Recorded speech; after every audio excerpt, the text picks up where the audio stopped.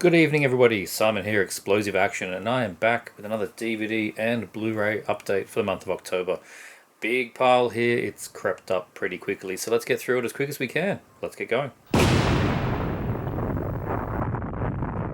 We'll start with the DVDs, the smallest pile, and the first one is a film called Night of the Sicario. Nothing to do with the Sicario films. They're obviously just trying to cash in. But it does have Natasha Henstridge, who I've not seen around, aka the chick from Species, and Costas Mandylor, who's down there holding a gun. This was okay, I guess. That's about as good as I can give it. I was hoping for something a bit more explosive. The cover's a bit of a lie. It's kind of a... Well, the deal is Costas here is an FBI agent or something.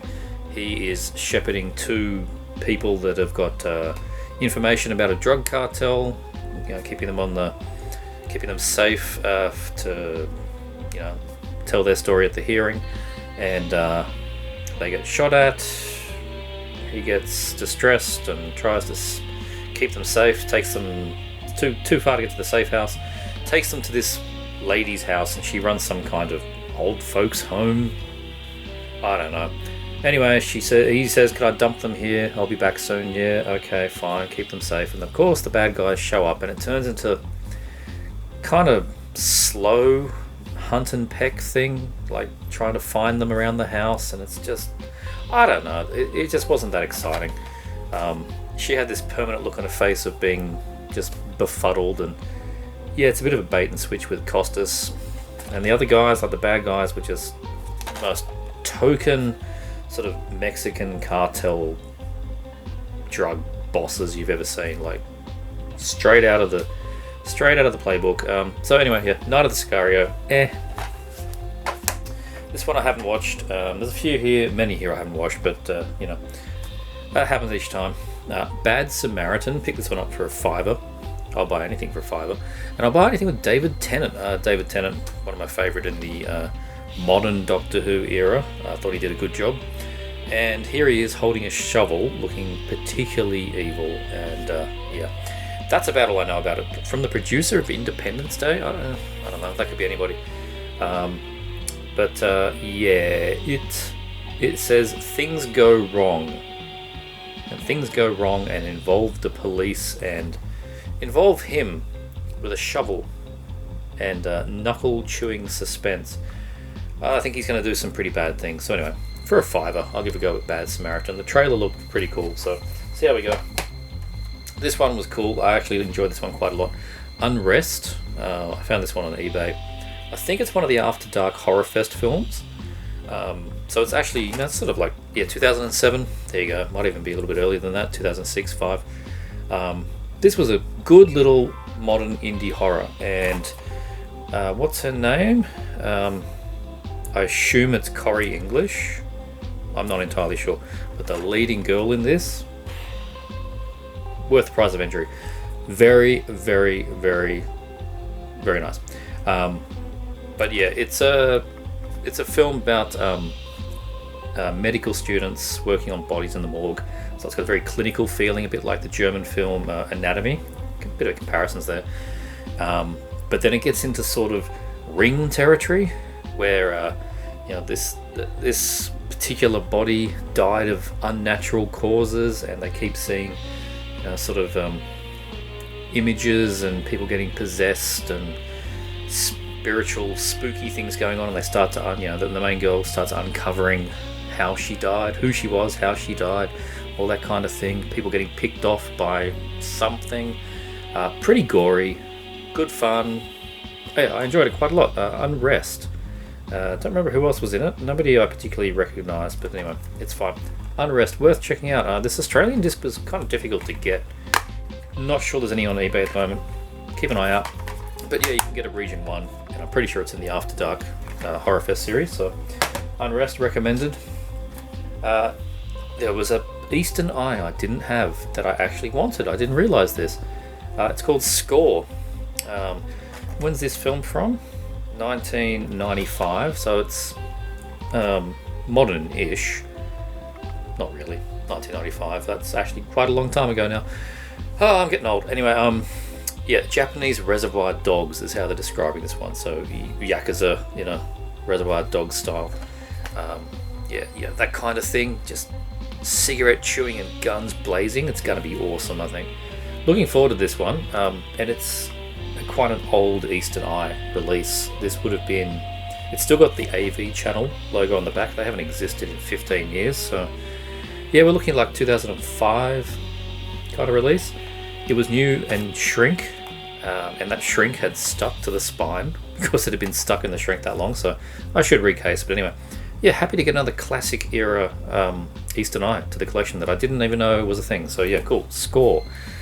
Director is Atsushi Miroga. Does it say?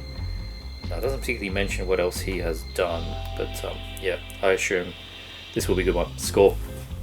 What a score! The Abandoned. Haven't seen this one. This is one that I wanted to see. I had it on my shelf. I took the disc out. I had a look at it, and it was like a pizza. It was unwatchable. I just took it off my shelf, threw the thing away. Must have been an ex-rental I bought at some point. Anyway, I found it on eBay really cheap, really cheap, and it was brand new. So I picked it up. That's about it at this point. I haven't got to watch it again since I initially picked it up off the shelf, but it is Halloween, and this October I have been watching a horror movie every day. I'm being very random about it, and I am sure this one's going to get to it. The Abandoned. Death Never Runs Out of Time. I really don't know much about it. I don't even remember how I bought it the first time. Probably just in a bulk lot sometime.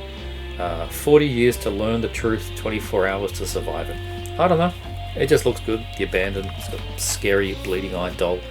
And again, this might be another After Dark Horror Fest film because I recognise that doll picture. So anyway, The Abandoned. Let me know if you've seen it. This might also be another one. Have I got a bit of a theme here with After Dark films? The Grave Dancers. Again, another cheapie off eBay. Brand new. Don't know a great deal about it. It was just looking good. I was on a bit of a, buy $5 horror films here, $6 horror film. I just felt like bulking up some of my more modern horror films with the 2000s era stuff. Not the 2020 type stuff, which is all, shot in $2 cameras, but that 2005 to 2010 era, there's some good quality stuff still shot on film. And yeah, I'm hoping Grave Dancers is one of those. Sounds pretty good. Bunch of inseparable friends, blah blah blah, dead person paying respects, come to the grave, find a card with a verse that seemingly reflects philosophy of life appropriate to the situation. They recite it and dance in celebration of their friend's life. The motives were pure, their actions could not be more disastrous and horrifying. Okay, I guess something just comes out of the grave, that. They could have just said that. Things come out of grave. They dance. Grave dancers. See how we go. And the last one. This is a film I watched a decade ago, and I felt like watching it again, and there was no disc in the case. This doesn't usually happen to me. I don't know what happened. And then I just got annoyed, and I looked at the case, and it had an ex-rental sticker on it anyway, and I got even more annoyed, so yeah, I picked up another one. Eureka. Modern slasher, sort of a truck stop, hunt and kill kind of slasher thing. I thought this was really good at the time. Yeah, 2005.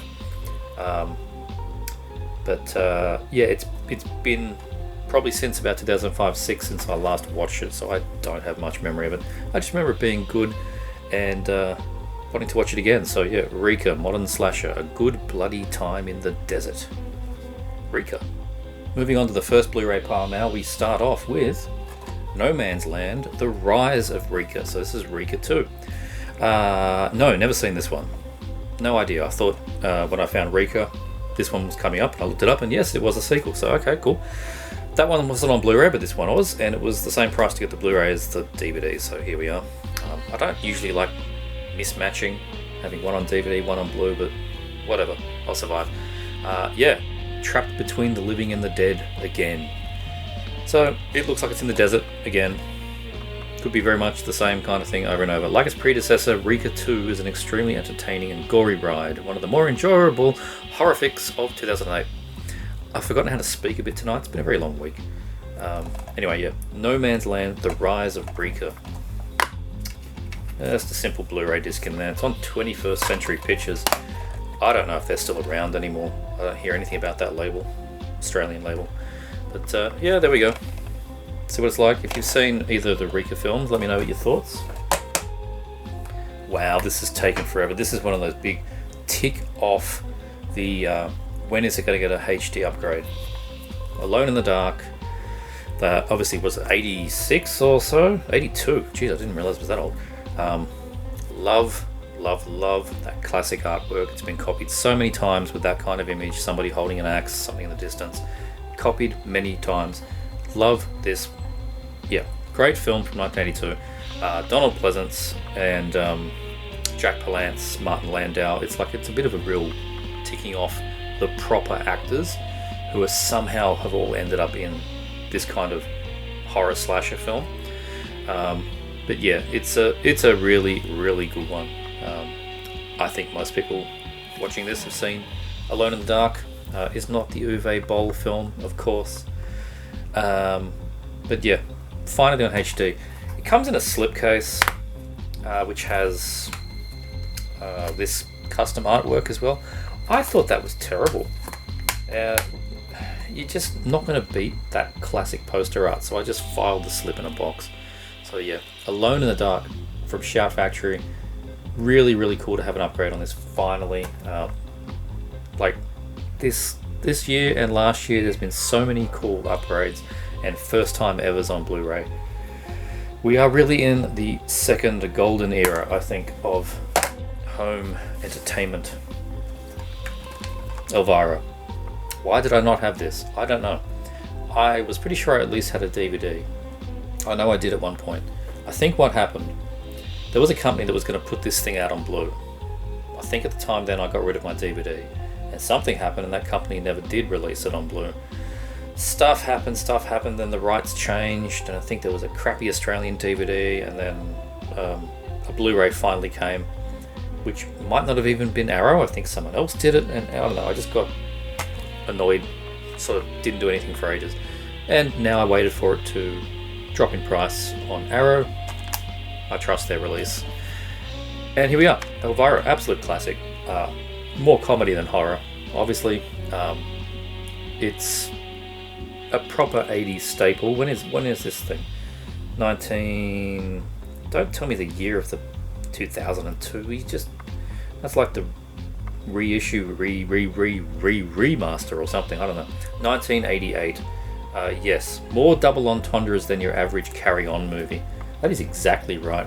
There's a scene in this one where she bumps her head on the car door goes bang. She goes, ah. Some guy says, oh, how's your head? And she says, I haven't had any complaints. That is this quality of this film. It is so good. I love Elvira. And yeah, it's got the horror beats in it, but it's campy horror with a lot of comedy. Good stuff. Elvira, Mistress of the Dark. And I've got the sequel. Haunted Hills is in the post on its way. Haven't seen the sequel before. That's sort of what sparked this off, as Shout has just done a new issue of that. I'm like, oh, I haven't seen that one. Where's my other Elvira? Don't have it? Oh, I'll just get both. So I bought them both in the cart. They ship them separately. Here we are. Elvira, Mistress of the Dark. Absolute classic. It's got, again, a pretty gaudy custom picture. Not a fan. Sometimes their customs are good, but a lot of the time I just stick to the original Elvira. Next one. Out of Death. Steven Seagal. Oh, wait, hang on. No, it's Bruce Willis, and I made the same joke in my review. So go to explosiveaction.com and read the review I did for this film. One of the newest Bruce Willis direct-to-video. Is he really in it for very long films? I won't spoil that. Go read my review. Please, actually go and read it, because I so rarely get the time to do them anymore. I want people to read them. But anyway, Bruce Willis and Jamie King, who's this lass here, who's from something, but I didn't know what it was. I can't remember it now either. I had to go look it up. Didn't remember what she was from. But it's also got this girl, Lala Kent, who is again apparently well known. I didn't know who she was. She plays a corrupt cop in this one under a corrupt sheriff, and basically, yeah, Jamie King witnesses a drug deal between a dealer and the cop. She takes photos from the distance, gets noticed, and then it's sort of a deadly prey kind of situation with the sheriff and the bad crooked cops trying to chase and capture her. Bruce Willis happens to be there on holiday. He's an ex-cop. You can see where this is going. But yeah, he's in the film, and that's about all I'll say. Otherwise, go read the review, Out of Death, which really sounds like a Steven Seagal title. I mean, come on, Out of Death. Pick up the gun, lay down the law. Out of Death. And this one I haven't seen yet. It has been completely and utterly panned, but it's been panned by people that expect, high quality big movie. I know it's not going to be a high quality big movie. It's going to be just another Bruce Willis gets a paycheck movie. Cosmic Sin, his big latest sci-fi action thing. First contact has been made. It's war. I don't know. Look, as long as it's better than an Asylum version of a sci-fi film, we're probably going to be doing okay in my books. It only runs for 88 minutes, so it's not going to overstay its welcome. Notorious war hero General James Ford, that's Bruce Willis, called upon to lead a squad of elite soldiers into an alien-infested Alliance colony. Sounded like Starship Troopers. Find the coordinates of the invaders' homeworld in the hopes of launching a preemptive strike. It does sound like Starship Troopers with a bit of Independence Day sequel or something. Cosmic Sin, I don't know. Everyone says it's terrible. I reckon I might enjoy it. We'll see how we go. We'll see how much Bruce is in it. To some more B action. This one has had a few good write-ups for people that like direct-to-video action films, and the trailer looked good. It's called Silencer. It's got pretty good cast for this kind of film. Johnny Mesner, Danny Trejo, Tito Ortiz, who I know the name but I don't recognise him, and Chuck Little. The pictures are... this is one of my pet peeves. That's not Chuck Little, that's bloody Danny Trejo. Hate it when they do that. But yeah, look, you've got Danny Trejo in a cowboy hat. You got massive machine guns, more machine guns. Gritty, raw, unrelenting rides through the darkness. Retired hitman Johnny Mesner must leave his quiet life he has built up to rescue a young girl kidnapped by the kingpin of a ruthless drug cartel. Which one of them is going to be the kingpin? Think hard. Of course it's Danny Trejo. That's his job. He is kingpin. Haunted by the lives he took as military sharpshooter, he sets out on a blood-soaked battle to return the child. Tito Ortiz, Chuck Little star in this action-packed race for vengeance. It sounds really good to me. It sounds completely up my alley. Only, as I said, it's 88 minutes. I love a tight runtime. I still don't understand why companies are doing this these days, a DVD and a Blu. The only other reason I ever hear is, a DVD for the kids' room and a Blu-ray. It's a direct-to-video action film with Chuck Little. Why is there a DVD in this? I guarantee no one will ever play the DVD. But anyway, Silencer looks fun to me. This one was a really lucky buy. I missed this when Severin put it out about 2 years ago because the price was very high. I had no money at the time, and I reluctantly had to pass. I finally picked it up because one of my friends was selling it. He was selling it because the slipcase got ruined, so it has no slip. I could care less. I finally have the Blu-ray of Combat Shock. Oh man, I'm so happy to get this. I've wanted to see this film for a very long time. There was an Australian DVD and I never got around to watching it. Somebody told me it was cut, so I never bothered. So I've never seen this film. Apparently it is, as it says here, uncut, uncensored, uncompromising. 1984 underground, grim, no budget, dark action, gritty, violent. Well, it's going to be a slime fest. I'm really looking forward to checking out Combat Shock. But yeah, I paid mates rates for this because when you do find it with slip on eBay, it's into the triple figures. It's well into triple figures. I think Severin did 2,000 copies or something like that. It was quite limited. Not sure if it actually says so on here, but yeah, they said they were not going to reissue it, and they've stayed to that. They simply haven't. Blu-ray soundtrack CD, which is cool. Little card, both sides. It's a nice little disc. It is a shame I don't have the slip, but honestly I don't care. I have the film. Yes, very happy to see Combat Shock. I can finally see what it's all about. So many extras, it fills up this whole thing down here. Interviews galore, commentaries, director's cut, the film. So many interviews, takes up half of this. Location shots, featurettes, 2009 Berlin Film Festival thing, 16mm short film Mr. Robbie, Maniac 2 promo. Okay. A bunch of outtakes, 8mm short films. This thing is chockers, so really cool. I'll be very happy to see Combat Shock finally. Some more from Severin. This is their new stuff. Fourth Victim. And this was the victim of a poor print. Look at this. And I'm not the only one. One of my mates, he showed me his copy too, and it's like the printer's run out of ink. I don't know how many out there are like this, but at least 2 of them. So that's a bit of a shame. Anyway, yeah, this is a Carol Baker Giallo from presumably 1971 that I have not seen. You know, it's another one you could have chucked in the Severin box, but it's directed by Eugenio Martin, so that's probably why it's not in that box. But it is a Carol Baker, Giallo film from 1971. That's about all I know about it at this point. If I can make out on here, it's got English and it's got Italian audio. Made between A Quiet Place and Knife of Ice. So there you go. Impossibly rare Giallo, and that really piques my interest. I love finding the obscure Giallos. A lot of the time they do not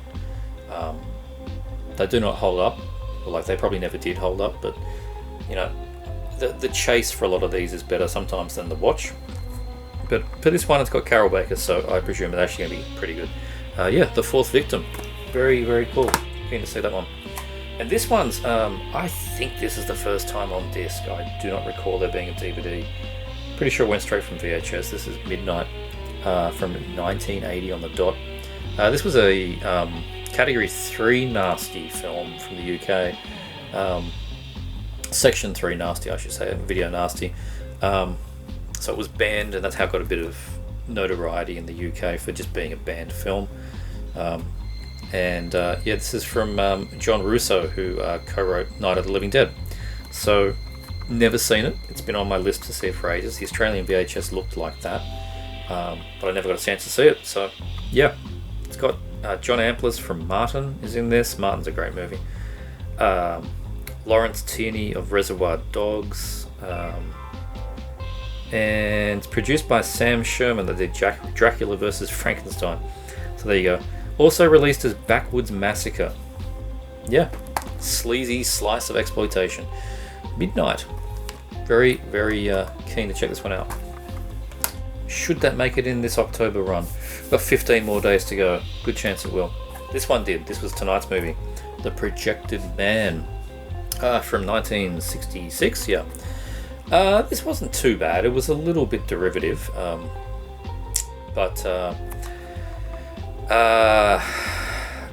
so as it says here, born a man turned into a living laser beam by science's most gruesome experiment. Well, he is the scientist. The scientist, working with a bunch of other scientists, have this invention that can turn living matter into energy, store it, and then, I don't know, turn it back into something else. And they test it out, doesn't work, it kills the rat. Scientist gets frustrated, he loses his funding. So he just says stuff it, puts himself in front of the laser, and well, goes bad, turns him into this. He goes into a sort of a, Phantom of the Opera kind of Jekyll and Hyde killer kind of deal. It's okay, wasn't bad. I enjoyed watching it. His thing is that when he touches anything now, they get electrocuted, so that's his thing. But yeah, it was just pretty ho hum. There's 1,000 other films that are better than it, but being a film I'd never seen, a nice 60s film, it looked good. So yeah, entertaining enough. The Projected Man. This one, haven't seen yet. The Four Skulls of Jonathan Drake. These what are they, like 2018? I think, releases from Shout, where they did a whole run of the cheap sci-fi and the cheap horror films. They're all going out of print, so I'm trying to get what I can. This one was a little bit tougher to find, but I got it locally. He was the custodian of the icebox that kept the skulls crisp and fresh. It says on the back. Very cool. 1959 black and white film. The sins of the fathers rest heavily on the heads of the sons, literally, in this fun-filled fright fest that'll keep you awake and screaming through many traumatic nights. Well, there you go. Faced with an age-old family curse that beheaded their forefathers, two brothers attempt to unravel the family plot. Even as sinister forces attempt to put them in it. Get it? Put them in the family plot? Champagne comedy. The Four Skulls of Jonathan Drake. I don't know, 1950s. If you watch my last update, you would have seen that I burnt through that Poverty Row horror box set. And I've just been in the mood for watching a lot of these things. 40s and 50s, just black and white horror films that run for like 60, 70 minutes. This one goes for 70. I don't know, I've just been in the mood for it, so I picked up some more. So this is one of them. See how we go. And this is a nice one, a nice upgrade. Geez, I love the art on this. Time Guardian. As one of my friends put it, this is from Carrie Fisher's cocaine years, which is very cruel, but anyway. 1987. It exists on a 4-pack Shout Factory Sci-Fi thing. They did these 4-packs about, 6 years ago, and you can get it on that. It has the same little cover artwork in one of the 4 quadrants of that 4-pack. New HD scan, 2K into positive, which is very cool. Check out those pictures. There's a good fun sci-fi action in this one. In the year 4039, just making the years up, human race nears extinction under the rule of beast-like creatures. An entire city travels through time in hopes of evading capture and forever changing the future. We have Tom Burlinson, who's the burly guy there. Carrie Fisher. I love how they have to put Star Wars after that. Like, oh, really? Dean Stockwell, he's from Quantum Leap. Nikki Cogill from Dark Age. And yeah, there you go. So, interesting little list there. Directed by Brian Hannant. Not too sure what else he's done. It's got no, it doesn't have the reverse art. It does not have the reverse art. I was looking at another picture that somebody was telling me, they didn't like this cool artwork. Why do they do this custom artwork? No, that's the theatrical poster. The other artwork was just a bunch of heads on a page, and it was clearly like a $2 DVD artwork. I think that's fantastic. Time Guardian, very cool. And the last one in this pile. No One Heard the Scream. I've never heard of this film. This one is a complete blind buy for me. 1973 Spanish film. Apparently a controversial cult film, delivering sharp turns and truly surprising ending several years ahead of the great Brian De Palma thrillers of the 80s. I have no idea. I just went in blind because the cover was cool. It was a Severin release, and I was getting a bunch of other Severin things at the time, so chucked it in. 1 year after the international breakthrough with Cannibal Man, which is the next thing we're going to get to, filmmaker Eloy de la Iglesia co-wrote and directed this twisted thriller that instantly made him the father of the Spanish giallo. So there you go. That's probably why I picked it up, because the Spanish giallo. Do like the obscure giallo. Woman spies her neighbor disposing of his wife's corpse. She will cross the line from witness to accomplice to something far more depraved. So there you go. No One Heard the Scream. If you've seen it, scream out to me what you think of it. On to the last pile now. This one's all the slip cases and the boxes and stuff. And we have the aforementioned Cannibal Man. What a great cover. That's all I've never known about this film, is that poster. The axe going through the head. I know I'm not going to get any. Maybe I'll get a 3-second shot or something like that if I'm lucky. Possibly this as well if I'm lucky. But from what I've heard, it is very much not what you think. If you are alone, don't answer the door of the Cannibal Man. Looks like some kind of, Dutch VHS. Probably can't show that. There's the back of it. Working in a canning plant adjacent to a slaughterhouse, off to a good start. Marcos wades daily through rivers of blood, down seemingly endless rows of dissected corpses. This is a death metal CD. To pick up his the meat that his plant processes. One fearful evening, he kills a cab driver in self-defense, but desperate with fear, strangles his girlfriend. What? How? He strangles his girlfriend after killing a cab driver. Okay. The only witness to the crime. That's why she witnessed the crime. Next to die is her best friend, and before long, Marcos has the blood of many more victims to dispose of. The best way he knows how, at work.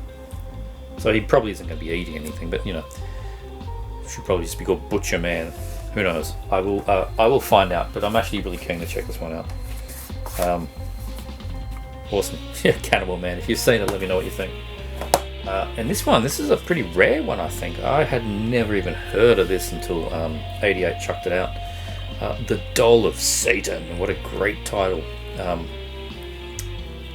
got to say too, these sort of velvety slipcases they're doing. Oh, I could rub that all day. Hello.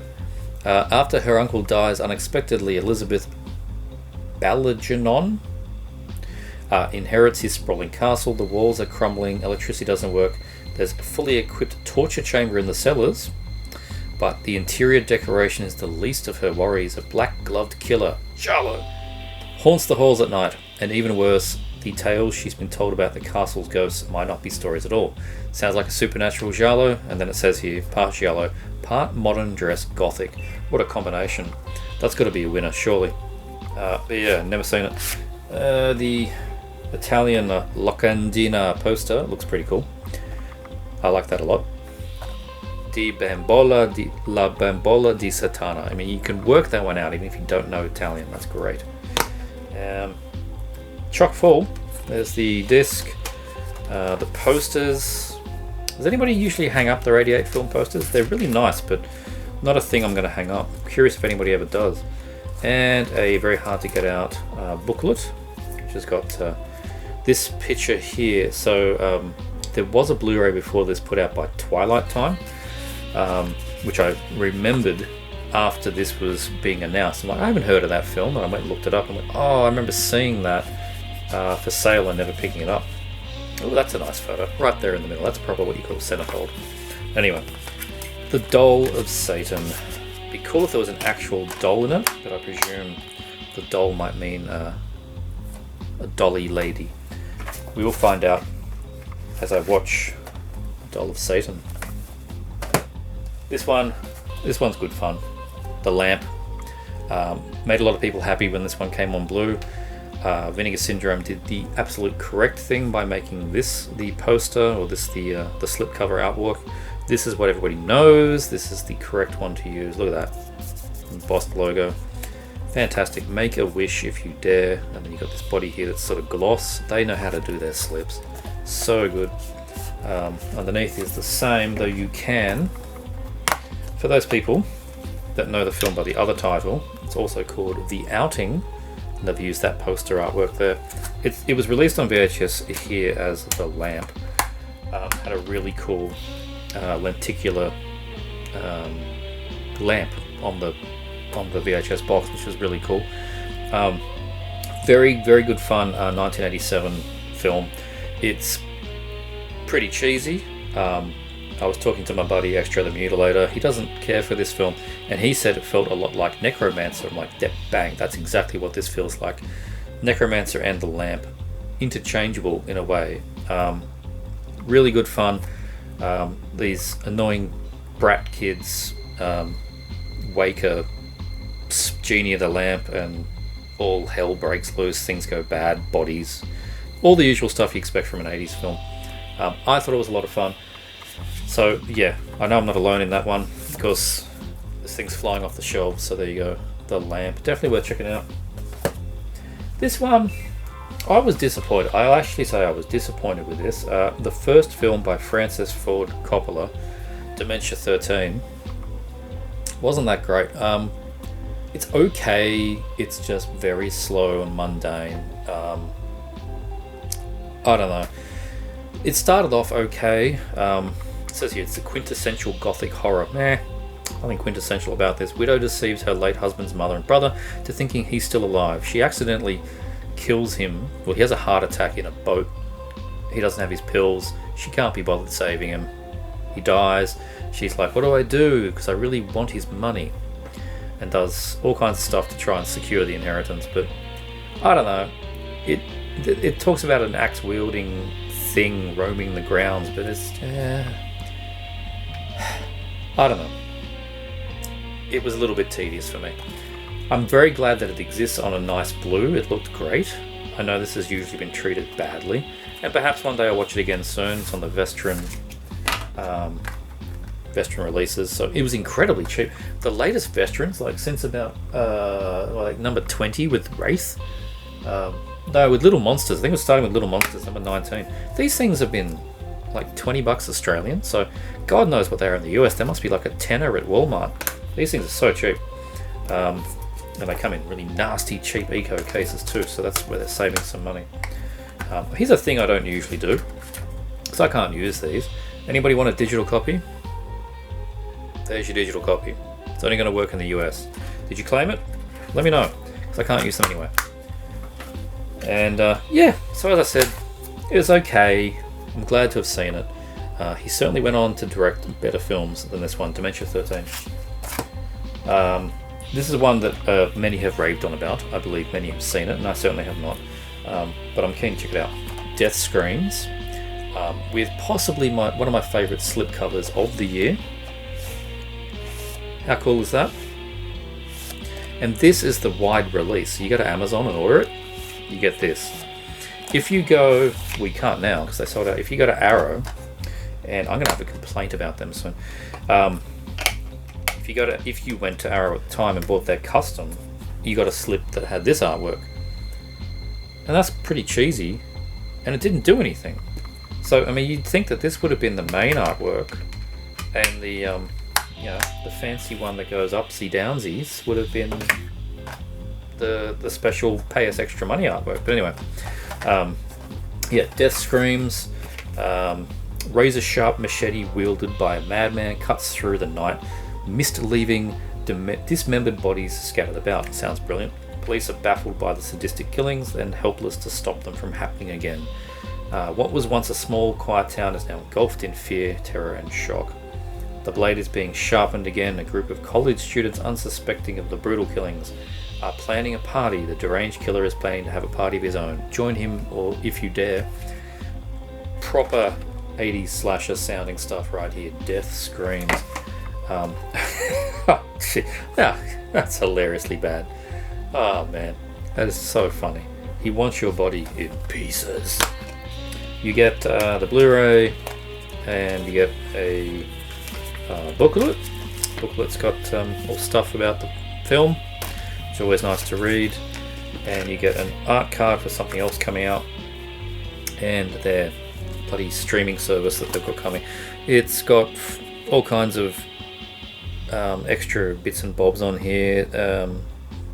Interviews, featurettes, alternate VHS opening titles. They're always kind of fun. So you go Death Screams. And now Arrow. If anybody's watching the drama at the moment with Arrow, they've launched a new web store. They've been bought out by Zavvi. The transition to the new web store has not been smooth. People with pre-orders on credit card all had their orders cancelled. Bang, gone. Cancelled. People that paid with PayPal, like myself, I pre-ordered the Shaw box, the Yokai Monsters box, the Cold War Creatures box. We don't know what's going on. That Yokai set is due to ship in 2 days. Those orders are missing from everyone's order history. Arrow's like, they're coming, but they haven't said anything in a week. And lots of rumours and stuff are starting to circulate. People with inside knowledge are claiming to say they've taken your money, they've lost the orders, the new team on the Indian website don't know what to do and how to fix it. You're going to have to do chargebacks. Who knows how this is going to pan out.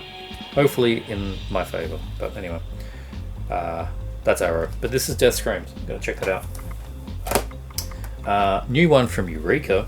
This is Duel to the Death, a classic one from, what year is it? 1983, directed by Ching Su Tung. Interesting concept here. Every 10 years a duel is held between the finest Japanese and Chinese martial arts to determine whose swordsmanship is superior. I think that's a really cool concept. During the Ming Dynasty, as the next duel approaches, the chosen candidates are caught in the middle of a battle between ninjas and Shaolin monks. Only a duel to the death will settle the country's conflicts. What else has changed? Yeah, this is a interesting poster there. I wonder if that was... Looks more like a lobby card or something. I'm not too sure what that would have been. But yeah, special editions from Eureka. They've got so many things on here. Obviously Cantonese audio, optional English dub, English subs, feature-length commentaries, interview, your archival interview from back in the day. Yeah, all kinds of stuff here. Alternate English credits, stills gallery, etc, etc, lots of trailers. So yeah, I've been keen to check out the print on this. Eureka do such a good job. Such a good job. I had the HKL release of this, and I enjoyed that. That's the back of this booklet. All the different... I love... They've got the Ghana artwork. I love that goofy Ghana artwork. It's always so much fun. Lots of pictures and stuff in here. Information about the story. So yeah, and nice images in there behind the disc. Get you out. There we go. Nice cover shot on the beach. And yeah, that's Duel to the Death. So this will look great. I know it's going to look great. All the Eureka recent martial art films have all looked fantastic. They're doing very good work in their restorations. So yeah, restored from 2K. Yeah, 2K from the original film elements. So there you go. Very, very cool. Duel to the Death. This is really now going down deep. You've got Duel to the Death, high class martial arts, and then we're going down into category 3 territory of Evil Dead Trap. What a slimy, nasty film this one is. From Tosharu Akita, Evil Dead Trap on Unearthed Classics. Let me show you a little bit there. Yep, that'll give you an idea. Wow, who put this thing out? Was it Shriek Show, I think, did the DVD? TV station employee takes a camera crew out to an abandoned factory to investigate purported snuff film being made, only to end up running for her life. She hosts a late night video program, receives a tape which appears to be a real film, snuff film. She and the crew investigate the location where she meets a man looking for his brother who warns her to stay away. She gets closer to the truth. She and her friends are subjected to a brutal nightmare. Messed up film. Yeah, there's the original poster art, which is nice. And yep, dual-sided artwork. There's the disc. And no one's got any features. Yeah, commentary. Trappings of the Dead, reflecting on a Japanese cult classic. So a bit of a featurette there. That could be fun, depending on who created it. Storyboards, behind the scenes, promotional artwork, etc, etc. So I'm enjoying Unearthed Classics. Been putting out these category 3 films. We've had Untold Story. They've got others in the pipeline as well. So yeah, Evil Dead Trap, nasty little Japanese film, and some more Vinegar Syndrome. We have Whatever It Takes. This is really cool. I love their VSA line where they come out from the bottom. The reverse art, very cool. This has got everyone I love from like mid-90s direct-to-video action film. Fred Williamson, Don the Dragon Wilson, Andrew Dice Clay. This is going to be a great one. This is the kind of thing I should already have on like a $2 Don the Dragon Wilson DVD, but I don't know, maybe they didn't do one. Not entirely sure. But oh, there we go. So you get both artworks again. Same as the box, and yeah, Blu-ray disc. It just puzzles me so much. They go to this effort. They go and do 4K restorations from 35mm OCNs for films like this. It's just crazy. We're in uncharted territory, I think. Vinegar Syndrome doing the Lord's work. It's so good. But I have not seen this one before. It seems to be mainly a Don the Dragon Wilson film, which is a good time for me. And yeah, what year is this? 1998. It's actually quite late, so there you go. Whatever it takes. It will be. I think it even comes with a friggin' poster. Again, who's hanging up their Whatever It Takes poster? I would love to hear from you, because for me these things go back in. I love having them. It's great. It's nifty. These things are so hard to get back in. But yeah, I'm not even going to hang that. I've got no shelf space for that. But Whatever It Takes, very cool. 3 to go. We're on to the big ones. We have, and this is I didn't really need this because I had the Grindhouse edition, but Umberto Lenzi's The Tough Ones. This is a Maurizio Merli and Thomas Millian Euro crime film from 1976, I think. These new 88 film boxes, I mean, okay, sure, we're not consistent with what I've had before. That's more like what goes on the shelf, that kind of deal. So my consistency is gone. But as I've been reordering things to be more A to Z and genre and less by label, I don't care so much. But they really do take up a lot of space, these things. But they're nice. You get the booklet talking about the film, nice pictures, and all housed in this big box. And when they run out, they just reissue them like that. Sometimes with a slip, yet to see with the Eurocrime ones, because they're still in stock. You get what's the go here? I actually don't know this. Tough Ones Blu-ray and Brutal Justice, which must be another cut of the film. Let's have a read. Disc 1, brand new 4K restoration of the film. Disc 2, Brutal Justice version of the film, the Grindhouse presentation. So that's going to be a shorter cut, which will just pack all the punch.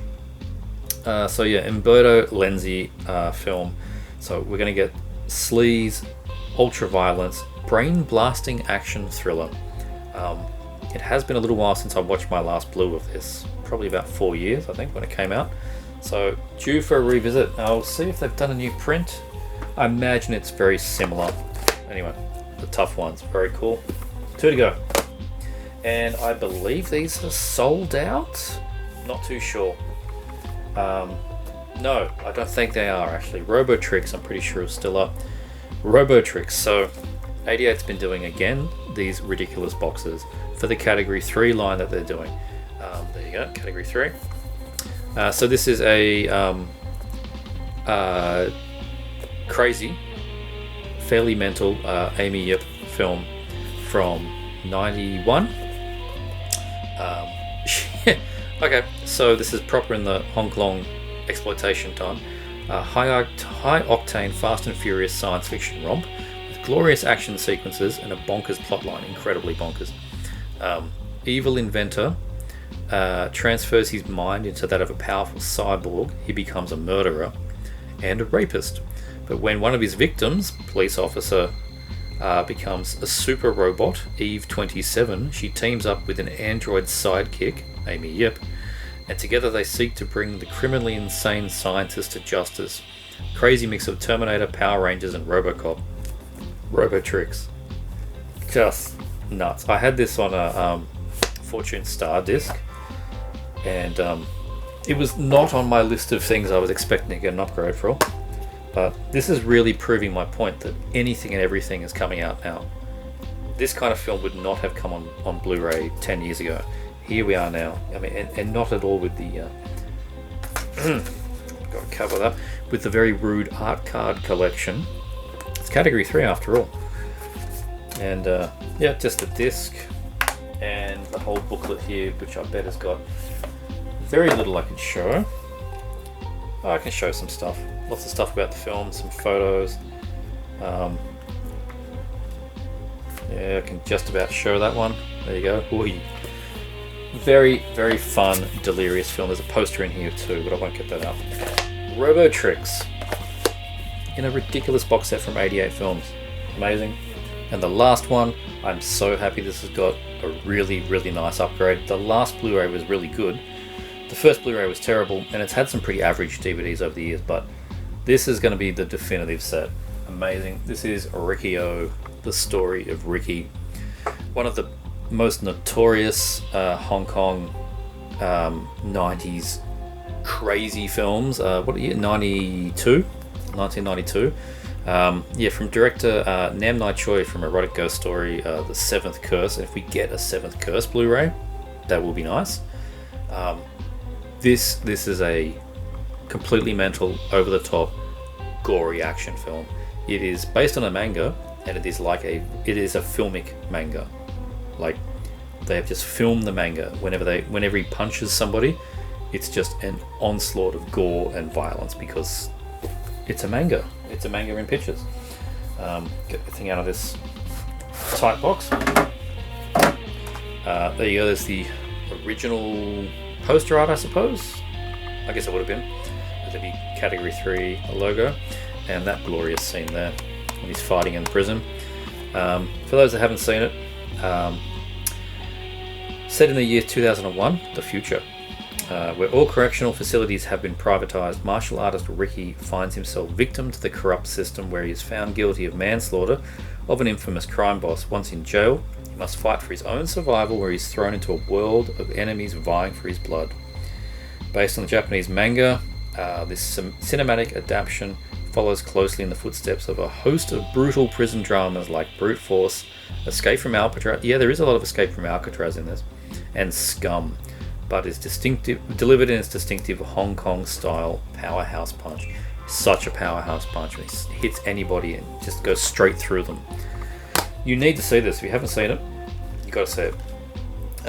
There's the disc. It's got reverse art that has the same as the box, and you get a poster thing, which I won't unfold, and more art cards, which are really nice that you get these. And story of Ricky, aka Cage Fury at some point. I've never heard of it known as Cage Fury. Maybe that was an American title. Don't know. So we can find some. Look how muscle bound he is. Absolutely nuts. All kinds of photos, behind the scenes stuff. Lots of interview stuff here. Very cool. Yep, lots of interviews. There's some nice bloody shot. Got any real winning shots in here? Yeah, like look at this. What's going on? This film is a classic for a reason. Story of Ricky from 88 films in this ridiculously large box set. We are really in the second golden age, and I love it. Story of Ricky on Blu-ray. That is the last for this actually fairly long update. I try and keep them short, and I know this is probably going to be like 45 minutes or something again. So anyway, there we go. Hope you all enjoyed. If you did, please like, subscribe, thumbs up, and check out that thing and that thing, whatever they may be. And I'll see you next